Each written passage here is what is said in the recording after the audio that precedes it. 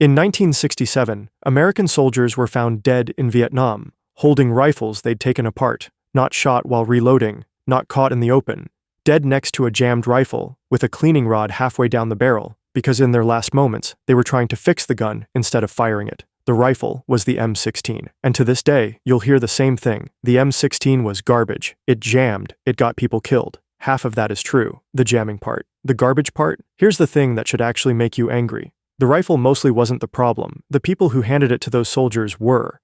Quick background, because the betrayal doesn't land without it. The M16 came from a guy named Eugene Stoner and a company called Armalite. The civilian world name you know it by is the AR-15. And no, AR doesn't stand for assault rifle, it stands for Armalite. Different video. On paper, this thing was the future. Lightweight, low recoil, fired a small, fast round. After decades of heavy battle rifles, the M16 felt like science fiction. The brass were sold. And early on, it actually worked. The first troops who got it in Vietnam mostly loved it. And then, around 1966, 1967, the reports started coming back. And they were horrifying. Rifles jamming in firefights. The big one was a failure to extract. The rifle fires, but the empty case gets welded into the chamber. The bolt rips the rim right off it, and now your only fix is to jam a cleaning rod down the muzzle and physically punch the stuck case out. In a firefight. With a rod. Great. So the question becomes the whole video. Why did a rifle that worked suddenly start getting people killed? Culprit number 1. And this is the big one. Stoner designed the rifle and its ammo together around one specific type of gunpowder. Then the Army's ordnance people swapped it out for a different powder they already had in bulk. Sounds boring. It was catastrophic. The new powder burned dirtier. It caked the inside of the rifle with fouling, and it made the rifle cycle faster than it was designed to, which beats the gun up and makes it choke. So they took a clean running system and fed it ammo that gunked it up. On its own, maybe survivable.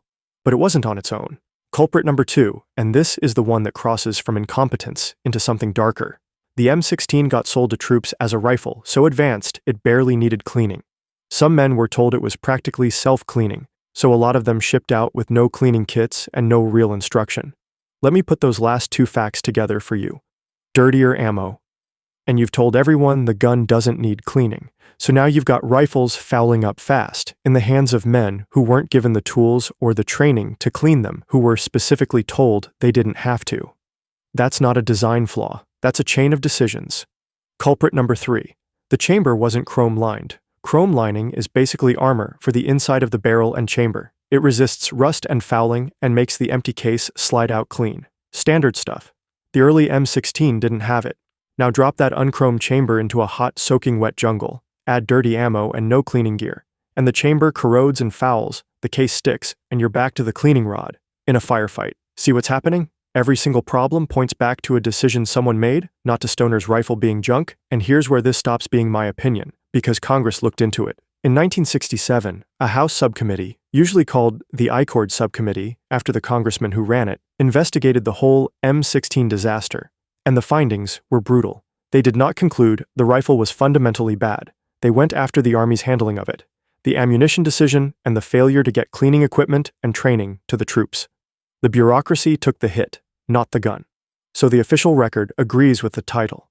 The M16 didn't fail in Vietnam. The institution that fielded it did. So they fixed it. Genuinely, the improved version, the M16A1, got the chrome-lined chamber. Cleaning kits and actual training finally reached the troops. The ammo issue got sorted, and the jamming problem largely went away.